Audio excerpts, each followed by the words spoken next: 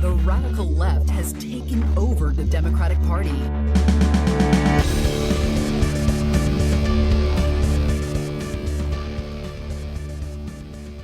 Hello and welcome to Think Progressively, covering politics and all the other chaos life has to offer. This is episode 117, recorded on Friday, March 15th from Milwaukee. Beware, Jason, the Ides of March. It is. We are once again in the hastily assembled upstairs studio. That's okay. It rained a lot, so we'll deal with it. I'm Joe. And I'm Jason. And on today's episode, we are officially announcing that we are seizing all podcast content on TikTok, because we can no longer trust the platform for its security concerns due to the overwhelming support for its ban. I'm not sure that's an actual word, but we'll go with it. Perfect. Also, don't find us on TikTok. We have absolutely nothing to offer you there. Yeah, it's not us if it's on TikTok.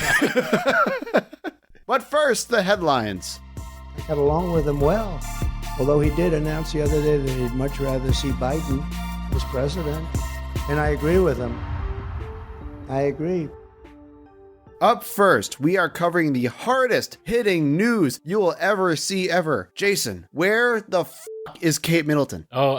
She's dead. She never existed. She was always just a CGI character brought to you by Disney. Oh, it's a Disney. Yeah. Oh, I didn't know that. Yeah, okay. It goes all the way to the mouse. You heard it here, folks. You gotta be careful, man. You could be like gone next. Yeah, they already took out the king, man. We're not gonna actually talk about that story because I don't care. I don't. Okay. Can you believe how many people actually do care about that type of stuff? Like, I feel like that's more interesting to me than anything else, is that the amount of people who actually give a reply. But anyway, we're not here to talk about the horrible tyrannical, that's a word, British monarchy. We're here to talk about freedom. And the only way to talk about freedom is the House Judiciary Committee. Sure, let's go with that. Last week, Robert Hur faced bipartisan backlash for his recent report on Joe Biden's senility, nothing burger. Being old report. So I'll give you a little background on Robert Hur. He was a United States Attorney for the District of Maryland from 2018 to 2021. He was appointed by Donald Trump. He was named special prosecutor in the Biden document case by Attorney General Merrick Garland, which we covered in a previous episode. And he released his report that we talked about, in which he said that Joe Biden had a poor memory and could not be held accountable for mishandling the documents because he was just a well-meaning, doddering old man and a jury would not convict him. But contradicting that story, the transcripts of the interviews given to her by President Biden have now been released, and they show that Hur greatly exaggerated the president's poor memory and diminished faculties. So I think the best example of that was how Robert Hur said that he couldn't even remember the year that Bo died. Right. Well, that was like kind of the whole crux of it, is right. He doesn't even remember when his son died, but he knew the day and the month. Yeah, he wasn't positive on the year, which... Well, according to the transcript, like, he didn't even get a chance. So he was just like, oh yeah, like it was this day, and that really sucks. And then like immediately another staffer or a lawyer comes in, oh yeah, that year. Mm-hmm. And then it's like, oh man, it really hasn't been that year, like that long or something like that. And that was it. Right. And that's what Robert Hur used to show that he doesn't even remember his son's death. That's not anything close to what Hur framed it as, basically. Right. Yeah, I completely agree. Which, and again, I think we talked about this back when the report first came out, not when they talked about like how it was fine afterward that he was going to get called in for a hearing. But anyway, I was hesitant on saying that like, this is just a partisan hit job because I'm very hesitant on just dismissing these types of reports. I would say if you want to know, just watch like the highlights of the testimony. There are a couple videos out there that just give you like a 10-20 minute breakdown of the testimony and just see like how comfortable, and even when he's being grilled by Republicans, he's smiling and going along with their lines of questioning, versus Democrats in which he's very combative and talks over them, and just the difference. And you can see that, yes, this is someone with a definite political agenda. And as was highlighted in that testimony, someone who has very strong connections to the Federalist Society Society, someone who is a registered Republican, was appointed by a Republican president. He definitely is on one side of the fence here. And even he couldn't find any actual evidence for anything, though. Right. That's the biggest takeaway. And so he tried to frame it as, well, it's not that there's no evidence, it's just that a jury wouldn't convict,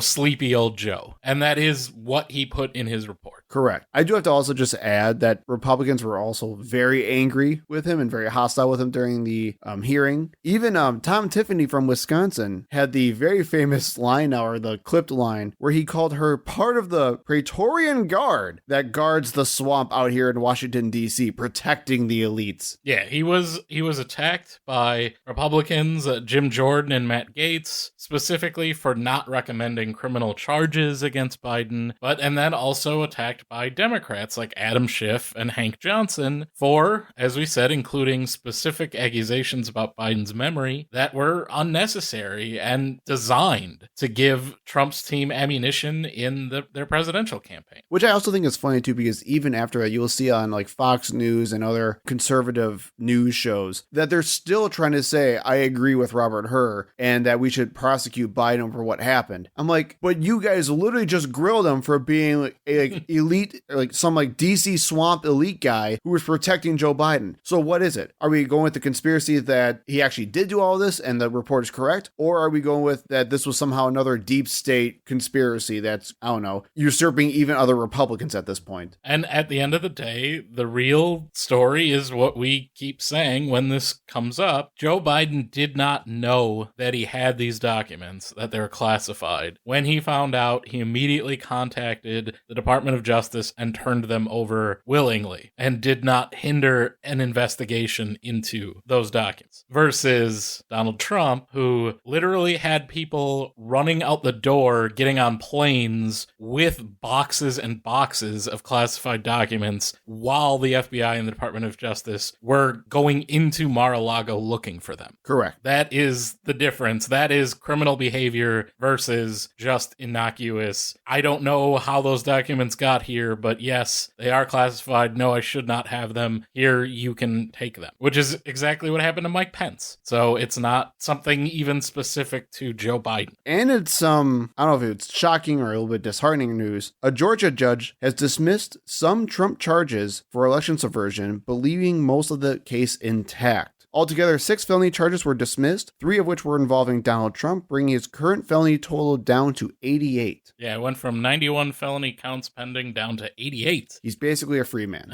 You can't get more innocent than that. So the quote from the judge, as written, these 6 counts contain all of the essential elements of the crimes, but fail to allege sufficient detail regarding the nature of their commission, i.e. the underlying felony solicited. And that comes from, as we said, Fulton County Judge and, I note, Federalist Society member Scott McAfee. And we have a note, because that's hard to understand what that means, from CNN senior legal analyst Ellie Honig. Essentially, prosecutors charged Trump and others with asking Georgia officials to violate the Constitution, but prosecutors failed to specify any underlying constitutional provision. So they apparently had details as to what crimes were committed, how they were committed. And I believe Judge McAfee even said that that would also be potentially sufficient as well. He just didn't know what it would point to. Right. What exactly were they being charged with? Correct. And that was the issue, which is an unfortunate mistake to make. Yeah, I believe other commentary also said like this was like a prosecutor just dropping the ball or shooting themselves in the foot, basically with an unforced error. That's kind of what I get from this whole thing, which, dude, that sucks. We don't have the time nor like ability to like make stupid errors like this. Right.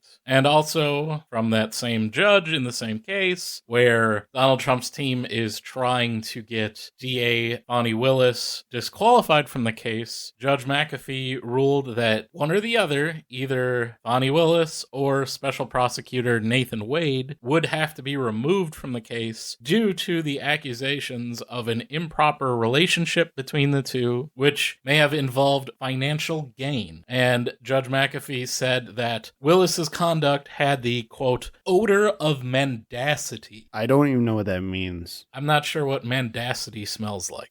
I think like Axe body spray. A quote from the ruling: without sufficient evidence that the district attorney acquired a personal stake in the prosecution or that her financial arrangements had any impact on the case, the defendant's claims of an actual conflict must be denied. Which is why she wasn't just removed from the case. And to no one's surprise, only a few hours after this ruling was given, Nathan Wade stepped down. I mean, I think how badly this could have gone, I think this is actually okay. Yeah, it could have led to the case completely collapsing Yeah. if Fani Willis was removed. And also keep in mind too, so one of those charges involved the phone call to Brad Raffensperger for Trump, that one that Trump dismissed. Right, I just The need you Trump to judge find, dismissed, yes. what is it, 7,000 votes or whatever. 11,000 some votes. Yeah. The judge also said that prosecutors can still use that as evidence. It was just that those specific charges just were not convincing itself. So the whole like crux of their argument, the racketeering case that Fani Willis is trying to put together, is still on the table and still definitely worth pursuing.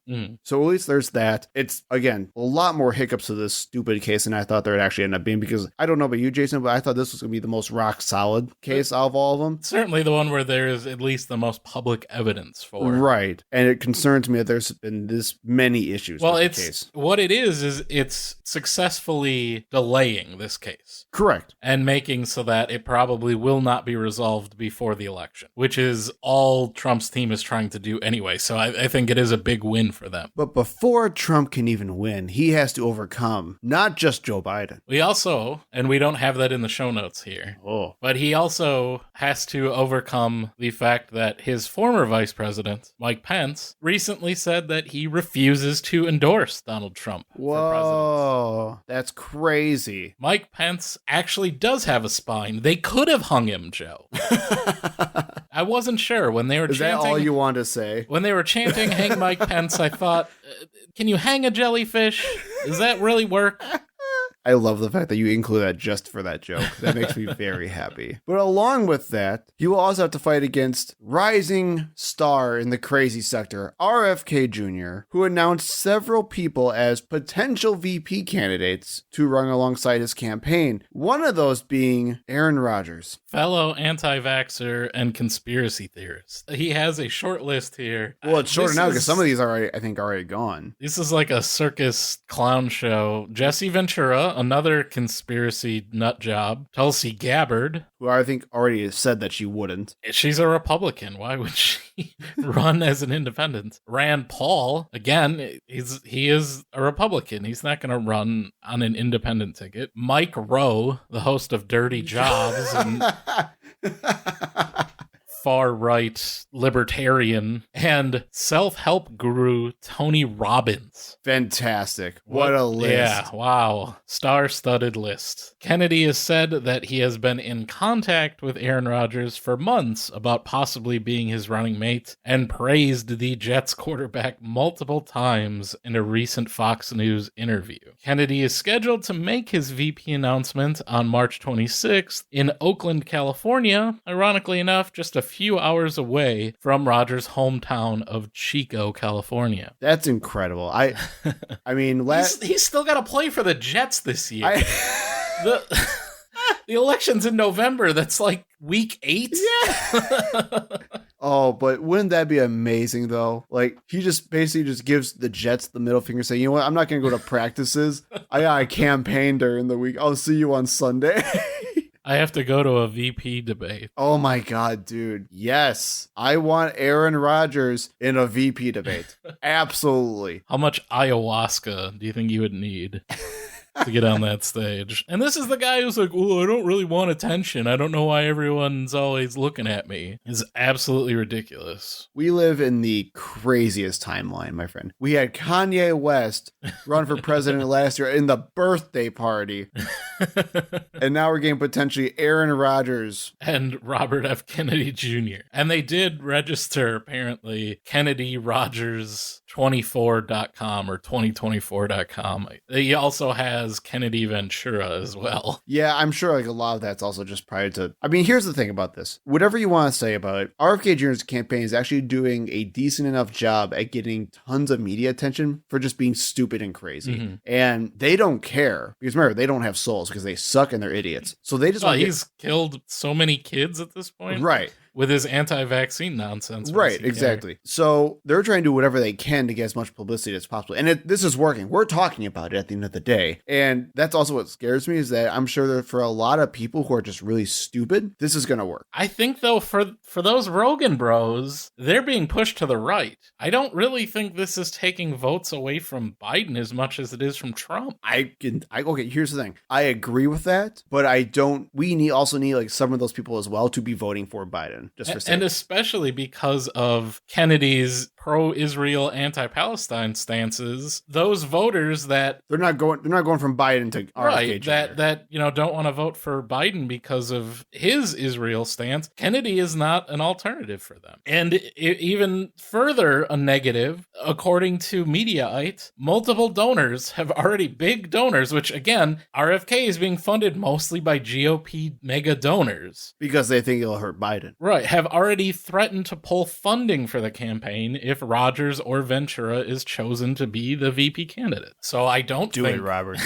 Do it. So I don't think this news is a positive at all for him. And I do think, again, if Rogers is his VP, those guys that support Aaron Rodgers in this day and age are Jets fans and Trump voters. I just want, after every game, Aaron Rodgers to say, I threw the ball real well. I got the touchdowns. By the way, go to KennedyRogers.com. Make sure you register to vote in November.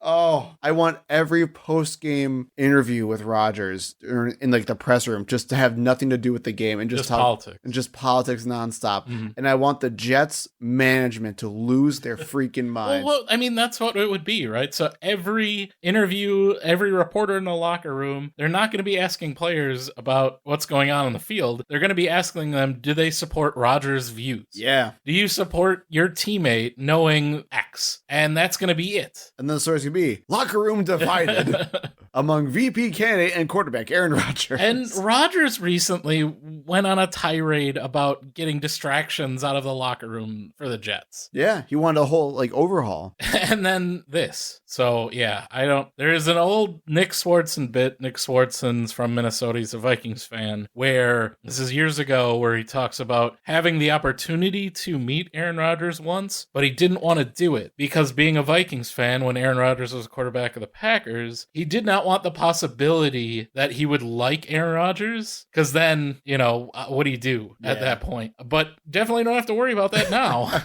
Man, all I could say is best decision the Packers have ever made my entire life. I'm so happy. And let's continue with some more Aaron Rodgers news. CNN reporter Pamela Brown said she was talking to Rodgers at a Kentucky Derby after party in 2013, and when he learned that she worked for CNN, Rodgers began attacking the news media for covering up important stories. Oh, like what, Jason? Well, he then told her the Sandy Hook Elementary shooting, where 20 children between the ages of 6 and 7 and 6 adults were murdered by a gunman, was actually a government inside job, and the media was intentionally ignoring it. When Brown pressed Rodgers for evidence of his claims, she said that he started spouting debunked conspiracy theories popularized by Alex Jones, who now owes the Sandy Hook families like $1 billion?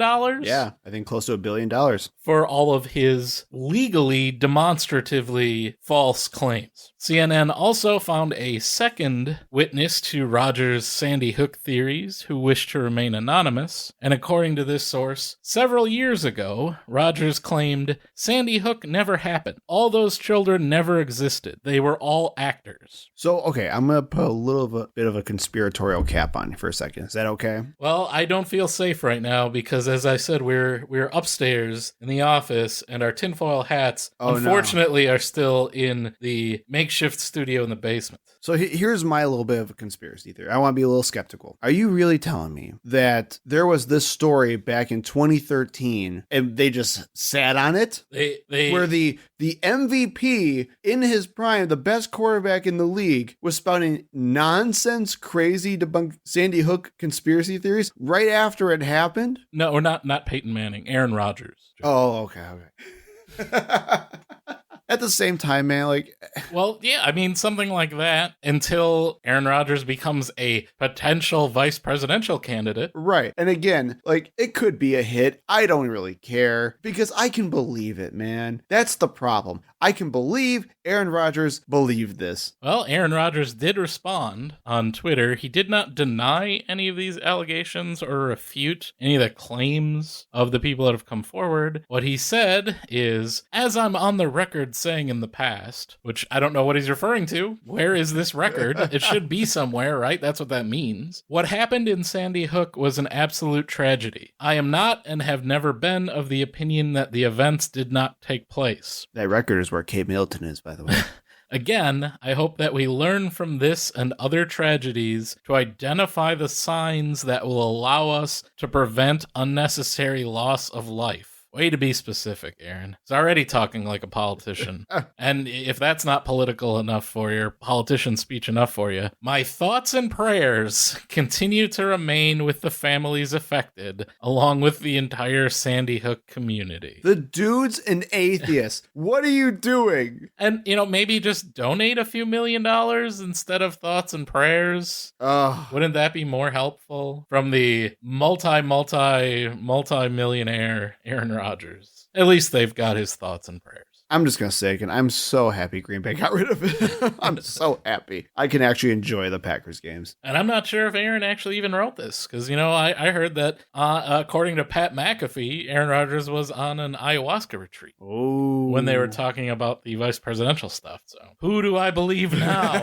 The conspiracy is just divulging into itself over and over again. And in good news, the Wisconsin Supreme Court officially ruled that a Catholic charity cannot avoid unemployment taxes if they are simply being overseen by a religious ministry. In a 4-3 decision, the court ruled that Catholic Charities Bureau, or CCB, and its 4 sub-entities are not eligible for any type of tax avoidance for unemployment taxes since their work is actually indistinguishable from other secular charities and nonprofits. During the court case, no one denied these organizations were overseen by the Catholic diocese, but since their work was secular in nature, there was no sense in distinguishing them to give them special tax benefits. From the majority opinion, the record demonstrates that CCB and the sub-entities, which are organized as separate corporations apart from the church itself, neither attempt to imbue program participants with the Catholic faith, nor supply any religious materials to program participants or employees. It goes on to say, such services can be provided by organizations of either religious or secular motivations, and the services provided would not differ in any sense. So I'm just going to say, Jason, elections matter because this is a good example of how having actually a liberal court can actually give reasonable rulings on things. We have a good example of separation of church and state where you can have, and again, I completely agree with this entire ruling here, where you have supposedly organizations who are trying to slap labels upon themselves to avoid taxes.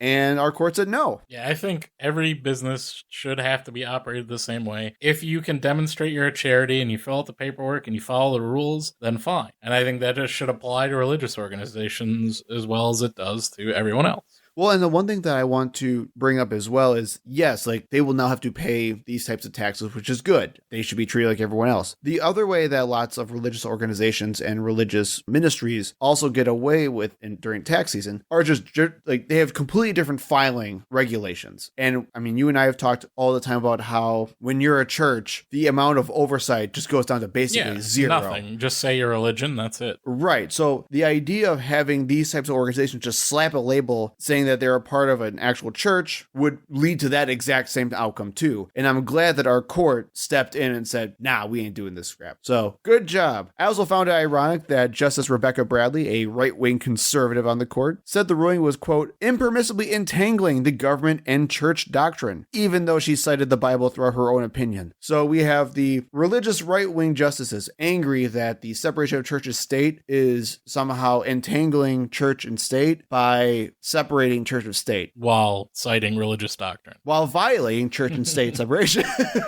And the unfortunate part of this story, the lawyers of the CCB are saying they will appeal this to the U.S. Supreme Court. the heavily biased toward religious and specifically Christian religious organization, U.S. Supreme Court. where I expect this decision to be overturned. Because nothing matters anymore. But one more example about how our awesome Supreme Court is nowadays. The court will also now reconsider a ruling limiting absentee ballot drop boxes that was initially enacted upon in July of 2022. During that time, the court ruled that absentee drop boxes may be used only in election offices and no one other than the voter can return a ballot in person. The justices issued an order early Tuesday evening saying they would review the ban on drop boxes but won't reconsider any other parts of the case. Basically, this for me will mean that I can drop off my absentee ballot to the box that is right outside of the door of City Hall instead of having to walk all the way in through all the hallways and hand it to someone. That will be the difference. Oh, the illegal ballot harvesting. Well, hey, that same Justice Conservative Rebecca Bradley wrote in her dissent that there's no reason to revisit the decision, and the liberal majority is signaling that they intended to declare drop boxes legal in a shameless effort to readjust the balance of political power in Wisconsin. Because this is going to just sway the entire 2024 election. I believe the voters have readjusted the balance of political power in Wisconsin by having a liberal majority state Supreme Court. But the drop boxes, Jason, the drop boxes. You never know what's in the drop boxes. All those ballots with the bamboo in the paper and the panda DNA. So, fellow liberals and Democrats, get ready. We're going to reach out to you later this year to start our ballot harvesting organization practices. Be on the lookout. I think these are two good examples of how local and statewide elections do matter, and they can actually make some pretty big differences in your state. So, make sure you vote and participate and not be stupid and not do so. M&M's will not be satisfied until every last cartoon character is deeply unappealing and totally androgynous. Until the moment you wouldn't want to have a drink with any one of them. That's the goal. When you're totally turned off, they've won. Boy, ain't right. For Foxed in the Head, this week we turn to frequent contributor Ben Shapiro, who wants to share his thoughts on the retirement age in the United States and the fact that it exists. Well, and the fact that Donald Trump has seemingly cooled off a little bit on his anti-changing Social Security and Medicaid benefits. For a while there, he was kind of towing the populist line of don't touch Medicare, don't touch Social Security. He's kind of backed off on that. And so let's hear what Ben Shapiro has to say on the subject. Okay, so that's really not a lot of daylight in terms of, he's going to make wholesale changes to Social Security or something. It's enough for Biden to try and press him on it. So according to Politico, after committing during his State of the Union address to stop anyone in Congress who tries to raise the retirement age for Social Security benefits, Biden's budget instead calls for raising taxes on high earners to keep Social Security and Medicare from hitting insolvency within the next decade. Now, again, realistically speaking, that's not going to save anybody. The population is aging way too fast for that. They're not enough high-income taxpayers even to pay for the kinds of bills that Joe Biden wants to pay for here. And let's be real about this. It's insane that we haven't raised the retirement age in the United States. It's totally crazy. Joe Biden, if that were the case, Joe Biden should not be running for president. Hey, Joe Biden is 81 years old. The retirement age in the United States at which you start to receive Social Security and you are eligible for Medicare is 65. Joe Biden has technically been eligible for Social Security and Medicare for 16 years, and he wants to continue in office until he is 86, which is 19 years past when he would be eligible for retirement.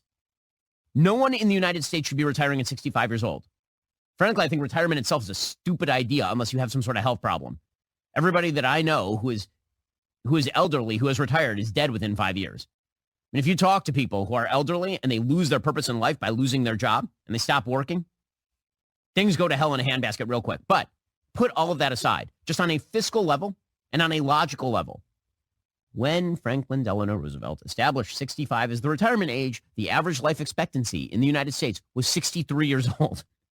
Today, the average life expectancy in the United States is close to 80.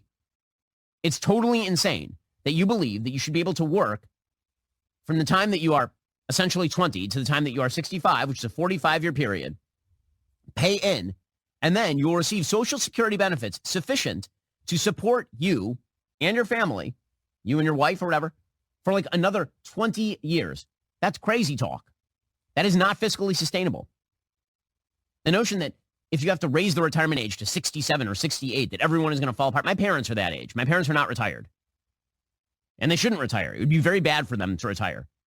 By the way, it's disrespectful to people who are 67, 68, 69 years old to suggest that they are in the same shape as people who are 65 were in 1940. It's not true at all. Have you met a 65-year-old lately? 65-year-olds are not old in the United States. They're not. 68-year-olds are not old in the United States. Again, Joe Biden thinks he's not old, and that dude is running for president again, and that dude actually is old, and he's 81. I failed to see how a country in which our entire leadership class is 80 plus is telling you that we should have a retirement age of 65. It makes no sense at all. Okay, so Jason, where do we start? Well, okay. First, there's some definite contradictions there of everyone I know, as soon as they retire... Dead within 5 years. They're dead within 5 years. They're in the ground, man. And then also, we need to raise the retirement age because everyone's living so much longer past retirement. Which one is it, Ben?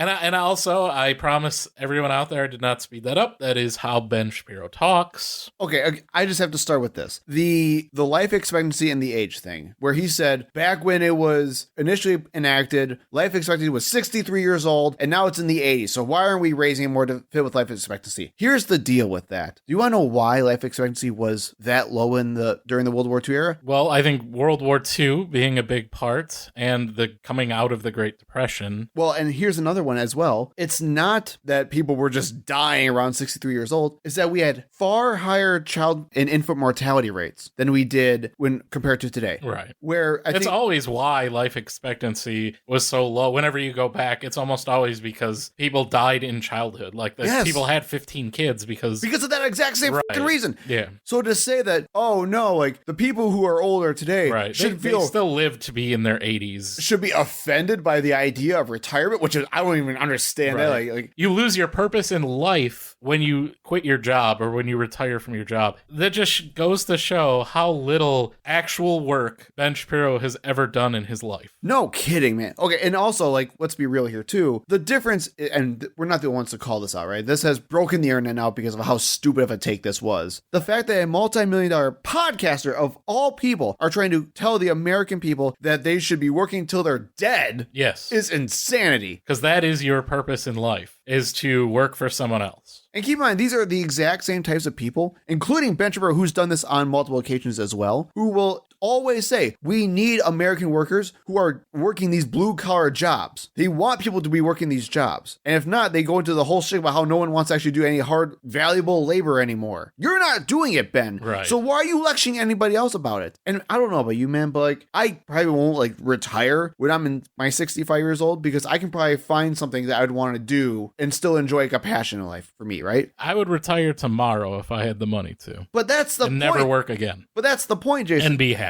Is there can be a choice there.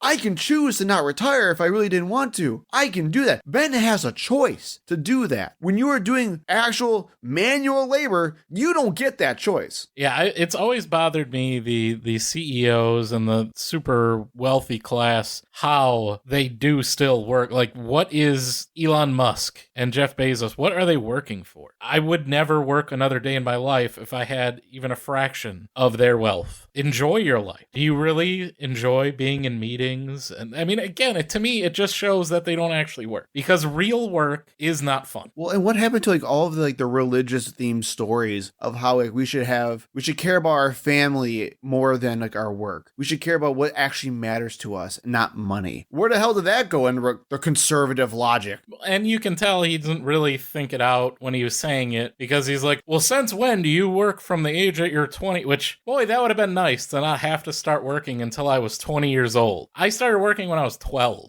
But he said the idea that you work from the age of 20 to the age of 65, and then your family should be taken care of.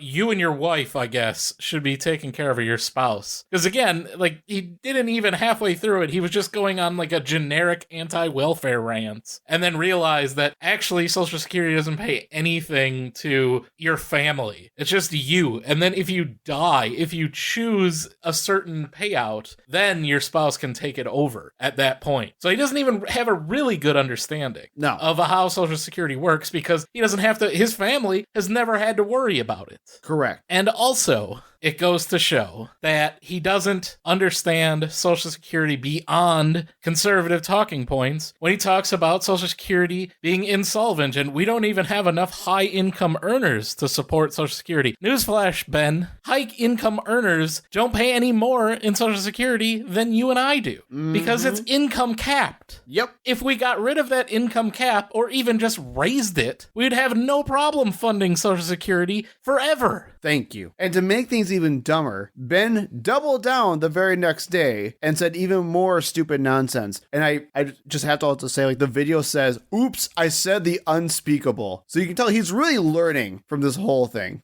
So politicians obviously have an incentive to keep kicking the can down the road and pretending that we have unlimited borrowing power and limited money to pay for a ballooning public debt. That, of course, is their incentive structure. But I'm not running for office, so I can tell you the truth, which is that if we don't raise the retirement age or privatize Social Security over time or make any changes to Social Security, we will go insolvent. Social Security is not, in fact, a lockbox. I saw a lot of tweets yesterday from people saying, I paid into Social Security. I'm just taking out what I got in. No, you're not. You absolutely are not. The government stole your money and paid it to somebody else. And now they're stealing somebody else's money and paying it to you. And I promise you that whatever you paid in is certainly not what you're getting out. You're either getting out way less. In my case, you're getting way less in Social Security, if ever you receive it, than you paid in. And in many cases, you're receiving far more. So my grandmother, for example, receiving Social Security, got way more than she paid in. Social Security is a pyramid scheme. It is a Ponzi scheme. We are taking out trillions of dollars in debt to fund people retiring from work who are not somehow unable to work. That was the point that I'm making, is that many of the people that we are paying not to work right now, who are 65 years old, yes, they paid into the system, but that is because the system should not have taken their money in the first place. You should not have your money taken away from you by the federal government and then spent somewhere else. And then later, somebody else has to fill you in. You should be able to keep your own money. That's how you plan for retirement. Newsflash, Ben doesn't understand how taxes work. Taxes are theft. That is the He literally libertarian used motto. the taxes are theft argument. Super conservative, intellectual Ben Shapiro uses the dumbest libertarian argument known out there. And I love the fact that he just got so upset that his grandma is going to get more from Social Security. And again, it's that not understanding that. Yeah, your grandma is probably getting your grandpa's Social Security benefits, because that's how it works. If you decide, you get less if you do that. But that is an option that a lot of people choose to try to give their family some sort of security going forward. And you know, Ben, this whole idea that, we just need to privatize everything. That'll be the solution. You know what, Ben? You know what used to be privatized insurance? Pensions. You know what companies do not offer anymore? Pensions.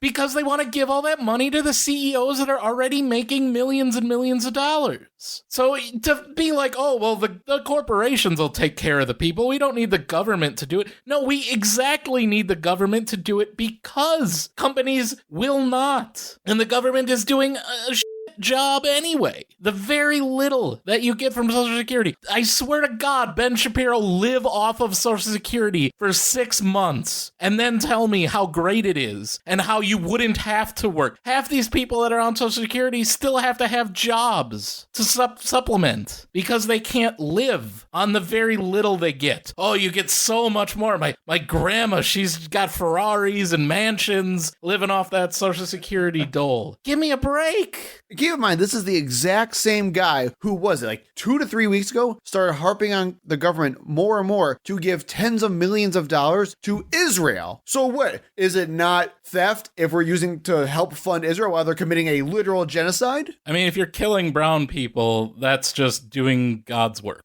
Look, yes, he's hypocritical, and I understand that, but the fact that people still think that he's an intellectual at the end of the day, and he doesn't understand how taxes freaking work, and he's constantly just contradicting himself over and over and over again, not even just from, like I said, between week to week, but like you said, in the same damn segment. He doesn't know what he's talking about, but he talks like he has so much damn confidence that stupid idiots on YouTube think that he's the next genius to run the damn government, who will then go on and tell their friends like, we should run our government like a business. That's how it's going to fix our debt problem right now. Screw you. I guarantee you he's said those words. We should record up here more often. We're feistier up here. It's hot. It's hot in here. So Ooh, can't have the fan. You know what happens when it gets hot in here. As the great Marxist Nobody wants to even hear philosopher Nelly once said. This is not an attempt to ban TikTok. It's an attempt to make TikTok better. Tic-tac-toe. A winner. So let's talk about TikTok. We finally get to transition to not like a horrible topic. So just last week, the U.S. House voted to pass legislation that would either force TikTok's parent company ByteDance to divest TikTok or face a nationwide ban of the app. Democracy is in shambles. Everyone's in panic. All my friends have not stopped posting on social media about what they're going to make for dinner if they don't have TikTok to tell them. How am I going to learn the next dance craze? Damn it. The legislation would also give ByteDance 180 days, or basically 6 months, to divest to a non-adversarial company. Probably not enough time. And the bill had bipartisan support with a 325 to 65 vote. Fun fact, all Wisconsin Republicans voted in favor of it. Also, it was authored by our own Mike Gallagher, who is now leaving. What a way to go out, man. And both Democrats, Mark Pocan and Gwen Moore, voted against the bill. So, good job? I don't know yet. We'll talk about it. Biden also said he would sign the bill if it passed, but the future for it is still unclear in the Senate. Yeah, unclear even if it would be brought up for a vote. So, let's talk about this thing, what's happening, let's talk about TikTok, and really figure out what's going on here from two... Let's rap with the kids on the TikToks. So, first and foremost, is it an outright ban? No, it's not. This is actually kind of similar to what happened to Grindr back a couple years ago. And for those of you who don't know what Grindr is, well, you probably do and you're lying about it. Here's a quick recap if you don't actually know what Grindr is. Grindr is an LGBTQ dating app, and it was purchased by a Chinese company, Kunlun, in 2018. However, in 2020, it was sold to a U.S. company, San Vicente Acquisition, for over $608 million after security reports showed that there were some security concerns having it owned by a Chinese company, Kunlun. And I could certainly see, for reasons that we'll get into, but specifically an app like Grindr, it's blackmail bait. Like the data off of Grindr, if you could identify the users that were associated with that could certainly be used to blackmail a lot of people in a lot of positions of power. Unfortunately, and that's because of our homophobic society. Right. But they eventually divested, and we still have Grindr today. So now it's just a U.S. company that has access to all of that data. Yay, better. And boy, did you just hit the theme right on the head, didn't you? Well, before the vote happened, though, there was a gigantic campaign from TikTok to make sure that legislators knew that people were upset about it. TikTok sent push notifications to users to contact their legislators. The pop-up on the app said, quote, "Congress is planning a total ban of TikTok. Speak up now before government strips 170 million Americans of their constitutional right to free expression. Let Congress know what TikTok means to you and tell them to vote no. We have a freedom of speech, and if I want to make TikToks about anything crazy I want to say or do, I have the constitutional right to do it." Well, if I know anything, it's been a constant of the 18 to 24 demographic in this country for a very long time, is that they will do absolutely anything to protect the things that are important to them except vote. So yes. I don't really think anyone in Congress is going to take this seriously. Well, let's talk about that, because thousands of calls flooded congressional offices over the last couple of weeks from both teens and elderly people, and I think that's something to note as well, where a lot of TikTok users are not just like the typical like teens that we like to think of. There are tons of older people who are on TikTok as well. Actually, I have a friend who's like in her 70s who loves TikTok and is happily retired, by the way. I just want to put that out there as well. She's not dead? No, she's not. She has not been dead, and it's been more than 5 years. I can't believe it. She's still going. You might as well introduce her to Ben Shapiro, then he'll know someone. I'm afraid she'll just drop dead on the spot. She'll shrivel up and dry. Ben Shapiro, the angel of death. "If you ban TikTok, I will kill myself," said one caller, according to... I don't think that's helpful. Calling up your congressman and telling them if you ban TikTok that you'll kill yourself, I think you're working against your own purposes there. Guy just responds, "Well, are you a Republican voter?"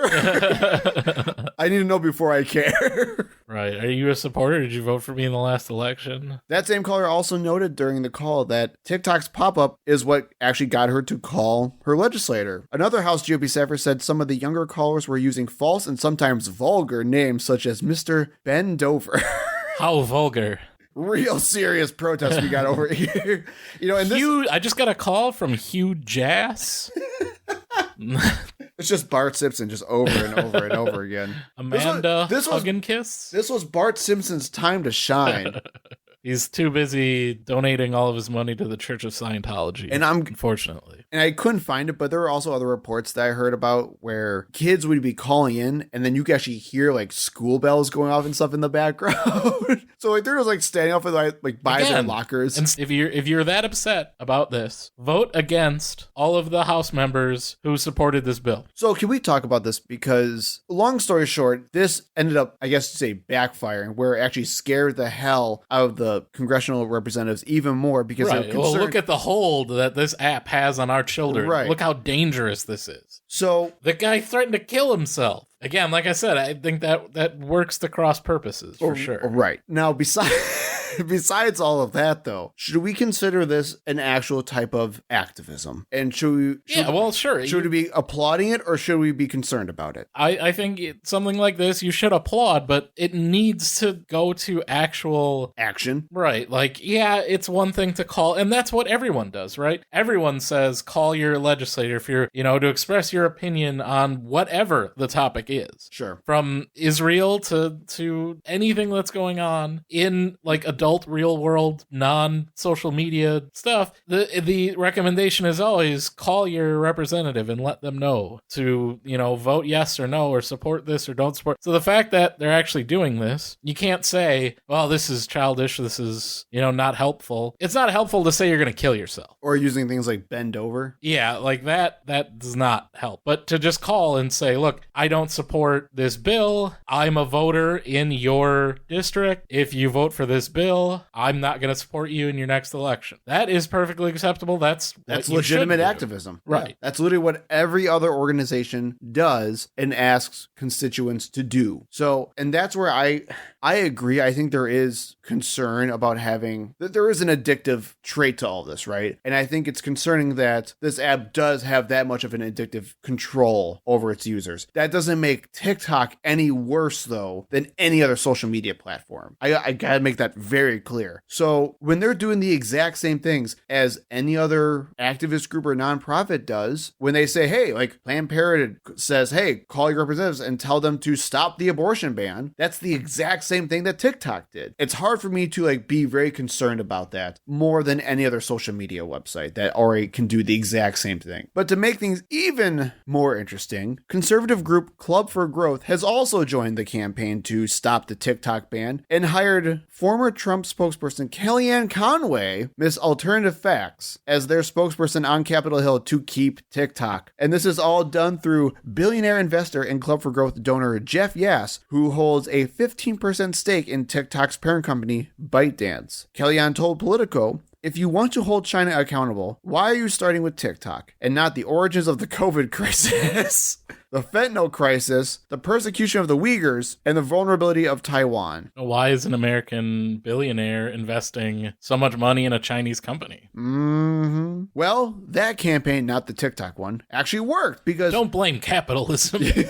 Because also one of the newest opponents of the TikTok ban is Donald Trump. Oh, gee, a GOP billionaire is against this bill and all of a sudden Donald Trump changes his mind? Color me surprised. No kidding. Well, and if you guys don't know, his admin actually tried to ban TikTok because that's all where this came from to begin with. And Trump also signed an executive order in 2020 limiting the use of TikTok. And in that same executive order, Trump asserted that the apps were, quote, capturing vast swaths of information from its users, and their data collection allows the Chinese Communist Party to access Americans' personal and proprietary information. And now that doesn't matter anymore. So I wonder why, like you said, Jason, he would want to do this. There's no monetary reason that for some reason, while okay, here's the thing, man. You want to get real with this whole thing? The reason why Trump even did that executive order was because he had another Republican donor who worked at Oracle, which was where they wanted TikTok to divest some of their stuff to, who was giving him hundreds of thousands of dollars in campaign donations to his PAC.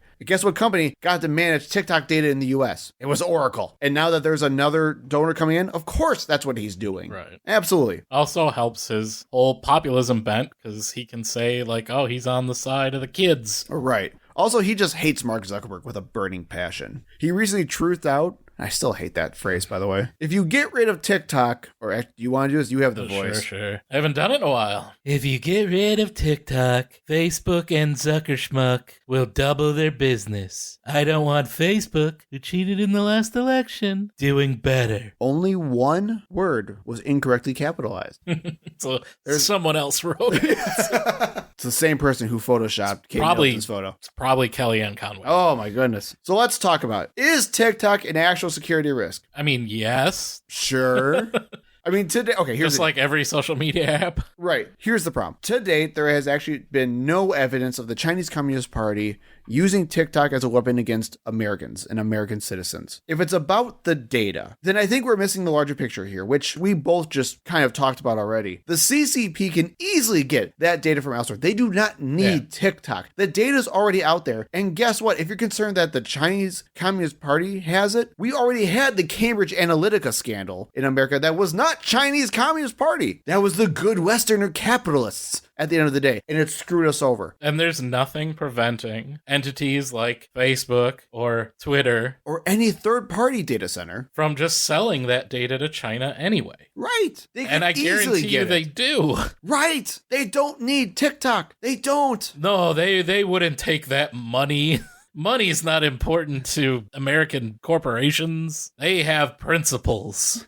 So yes, there is nothing stopping the Chinese government from getting all of the social media data if they really wanted it anyway. We don't care about data privacy, which that'll be kind of the end of the episode, but that's the reality. Yes. If you do want to talk about some actual risks that have been proven from TikTok, in 2022, ByteDance admitted that former employees had surveilled Americans on TikTok, including several journalists from Forbes who were writing critical stories about the company. The data, basically it came because there were leaks coming from ByteDance and from TikTok employees that were being reported on by Forbes, and TikTok basically started surveilling the journalists that were working on those stories to try to identify the source of those leaks. And last year, a former ByteDance executive said in a court filing that the Chinese government has in the past been granted a super user credential on TikTok and that it was used to spy on Hong Kong protesters in 2018. So those are a couple of real examples that things could be going on. Right. That there is some risk involved and that, this data should be protected. But the idea, again, that this is the only way that they can do this, and this is why we have to ban TikTok no matter what. Let's be real here. There are plenty of other ways to do it. Well, then they're not even really making good arguments based on these lines of reasoning. No. It's mostly what we were talking about with the people calling in and saying they're going to kill themselves or whatever, is just TikTok has such an outsized influence on children. And this is where they say like a third of Americans get their news from. Right. Those are what is being pushed as the larger concerns, which are not in any way specific to TikTok because it's got a Chinese parent company. No, and actually those exact same type of headlines were said, 10 years ago about how people were all getting their information from Facebook? It's the exact same story, just changing the platform out. Yeah, and I mean, I wasn't around in like the 50s and 60s, but I'm sure the same things were said about TV news. Sure. And also, YouTube and Instagram already have their own TikTok. They do the exact same thing. So the idea that TikTok is specifically harmful to kids is just nonsense because it's the exact same platform. Yeah, and I certainly don't have a bias here. I never had a TikTok account. I never used TikTok. I don't really care one way or the other, but where is the evidence for any of these claims? I will say it's also kind of funny as well because I don't know if you've seen this, but several of my crazy left-wing friends have, where now I guess there's a new conspiracy theory going around that the real reason that TikTok is being banned is because of all the pro-Palestinian content on the platform, and now they want to basically stop it to protect Israel because China cares deeply about Israel, right, or something, and China just hates. Well, if it was China that cared about Israel, wouldn't they stop it? Right. So China apparently is pro-Palestine. Go get them. Welcome to the resistance, China. So can ByteDance sell TikTok? And should they? Well, can they? Sure. It is a subsidiary company of ByteDance. They could easily spin it off and sell it. Should they have to? It seems like they're being targeted by the US government, which personally, I'm fine with. If we want to say like ByteDance itself is too big of a company and they shouldn't have access to all of this data, I'm for it. And let's do the exact same thing with Google and Facebook and all these other tech companies as well. I mean, they can't directly, like they could with Facebook. The government could literally make Facebook sell off Instagram or whatever. Yeah. Like they could force them to. The US government can't force a Chinese company to do that. They can do exactly what they are doing, which is threatening to ban it in the US. US is still like the largest market in the world. Correct. And that would essentially half, I would guess, TikTok's traffic and would certainly cripple the company. So they would be essentially compelled by that to divest. I don't think they can in 6 months. I think it's too big of a purchase. Because we're probably talking about over $1 billion at this point. I wowould argue more than that. It's probably like 10 billion or so. Because like that's the big difference between Grindr and TikTok, right? Grindr sold for $608 million because it's a much smaller date. It's still like a very big mainstream dating app, but compared to TikTok that has 170 million active users, that's going to go for billions and billions of dollars. And most companies can't manage that type of thing. You're looking at having another company like Amazon or Google having to do that, which kind of leads exactly to your same problem where that could then just lead right into antitrust issues. Well, I will say though, the American hero that we all need, Steve Mnuchin, former Trump secretary, says he's putting together an investor group to buy TikTok, the American hero we always needed. Yeah, let's have another major social media platform in the hands of the guy who bankrupted Kmart and Sears. well, in the hands of a politically motivated conservative. So it'd be just another Twitter. Yay. That's gonna help a lot. Make sure that all of our elections are not tampered with at all, which is one of the accusations against ByteDance in the first place. Let's give it to the former Trump Treasury Secretary. So what's probably going to happen from here is hopefully the bill never gets brought up in the Senate. And then nothing will ever happen. But we'll say if it does, or if it goes all the way through and Biden signs it. Which he said he would. This does not ban TikTok. It will give them 6 months to divest it to an American-friendly company or a group of investors like the American hero, Steve Mnuchin. But even with that, let's say they don't find an investor or they choose not to divest the company. TikTok will actually still be available from those who already downloaded it. Because what the legislation will do is ban it from being sold in app stores. So Apple and Google will take it off of their app stores, saying that you can no longer download it. From there, you can still use the app just like you have been this entire time. You'd actually see no difference of it. The problem is you can no longer get updates to the platform. And as phones change, it's going to become outdated, glitchy, and basically have a very slow, painful death until people just stop using it. That's the idea with this legislation. But is that all we can do, or has anyone else did anything different and maybe better? Well, it's more of if we were honestly serious about the risk that having all of this personally identifiable information constantly being gathered by these companies, right? To me, that's the bigger issue. Why is TikTok worth billions of dollars? All of the content is coming from people, right? TikTok doesn't make anything. Correct. They just provide you a place. It's a platform, literally. So how are they making enough money to justify their company worth billions of dollars? One, yes, there is some advertisement that accounts for some of the value, but actually probably fairly little of the value. The main value that you get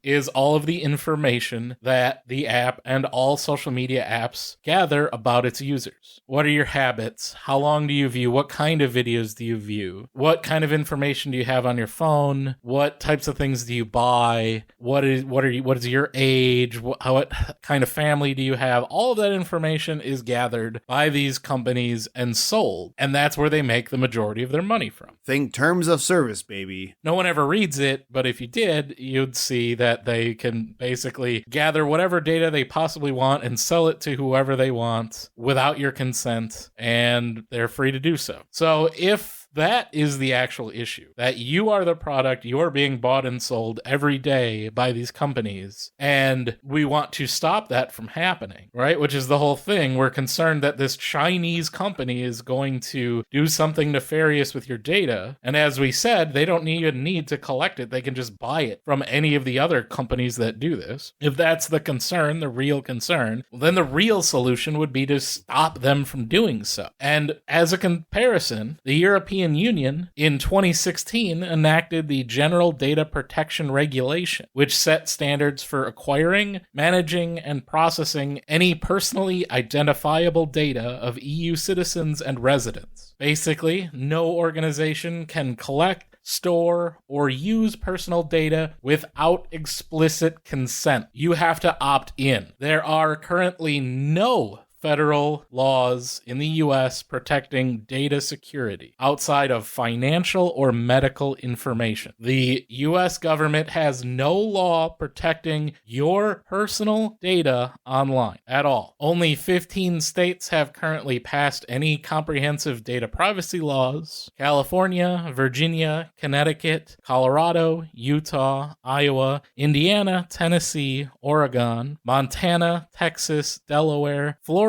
New Jersey, and New Hampshire. Most of those, even those 15 states, most of those laws are incredibly friendly to businesses and only give you limited rights to access and correct your data if you specifically request it. Super progressive stuff. California is maybe the closest to the EU law, but obviously it only protects California residents from businesses that are operating in California. It is also further limited to companies that make $25 million in gross revenue or more, gather the data of 50,000 or more consumers, and generate more than 50% of their revenue from selling private information. The EU law has no such restriction. So if the government really cared about our privacy and our data online and the Chinese communists and the influence that people can have over us if they have access to that data, instead of trying to ban a single app because it's Chinese,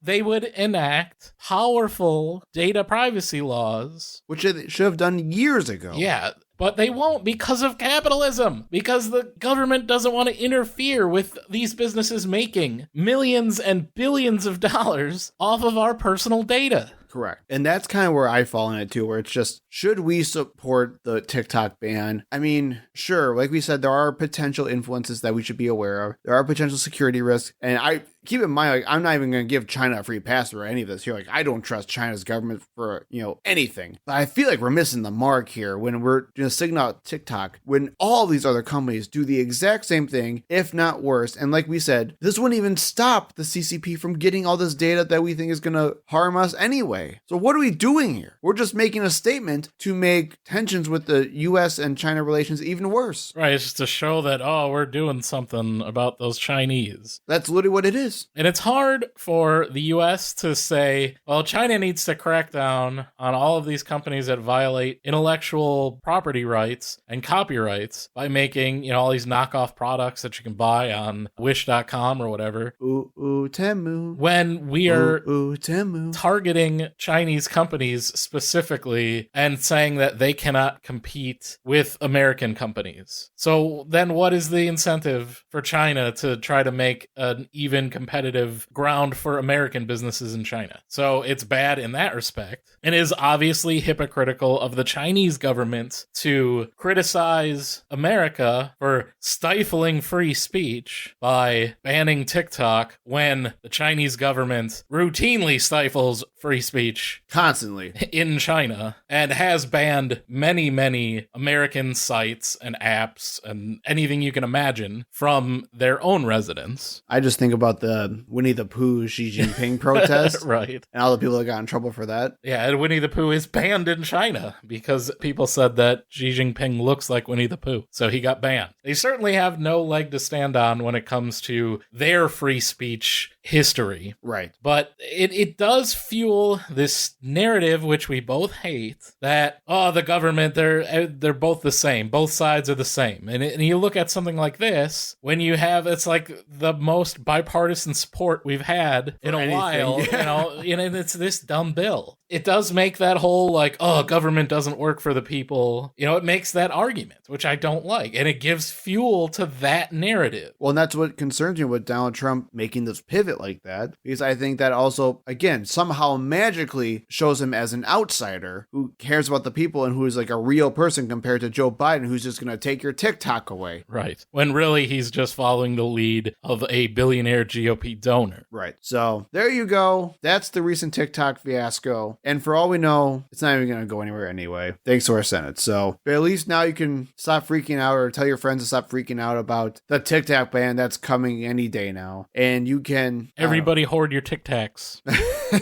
And also you can stop hoarding your TikToks. But until then, I don't know, contact your legislators and tell them that free speech is on the line, and that's why you should... Tell them that they need to protect our data from every company. Yeah, there you go. Do that. Make it so that we can get divested into an American company and be sold for billions of dollars. That's what I want you to do, all right? Other than that, good night, everybody. Subscribe to us on TikTok. No, don't do that. Which we're not. We're not on TikTok. Just subscribe. How about that? That's a good first step.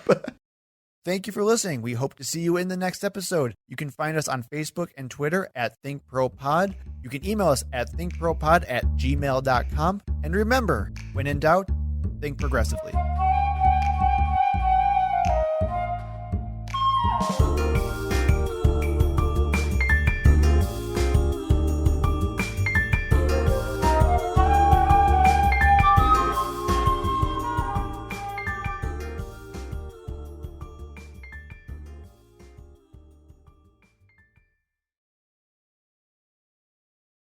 So I can't hear anything.